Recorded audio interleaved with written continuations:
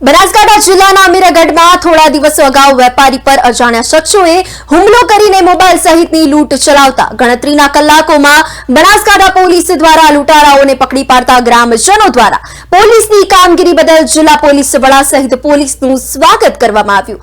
લૂંટ કરનાર આરોપીને પોલીસે રંગે હાથ ઝડપી પાડી જેલના હવાલે ધકેલી વધુ પૂછપરછ હાથ ધરી હતી।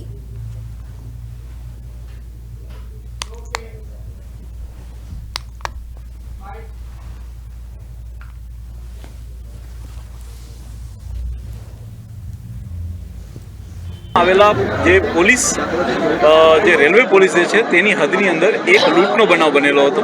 હાલાકી જે બનાવ જે હતો એ રેલવે પોલીસને લગતો હતો, પરંતુ અહીંયા રેલવે પોલીસ અને અમીરગઢ પોલીસ બંનેની દ્વારા સંયુક્ત રીતે ટીમો બનાવી એલસીબી અને એસઓજીની લગતી ટીમ બનાવી જે લૂંટનો બનાવ બનેલો હતો જેને ગંભીરતાથી લઈ અને ગણતરીના દિવસોમાં જ આ ચોર લૂંટારોને પકડી લેવામાં આવ્યા છે અને તેને જેલ હવાલે કરવામાં આવ્યા છે।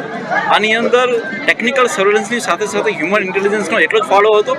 ગામ લોકો તરફથી ખૂબ સહયોગ મળ્યો, જેના કારણે થઈ અને અમે લોકો થોડાક જ દિવસોની અંદર આ લૂંટના બનાવને અમે લોકો ઉકેલી શકીએ છીએ।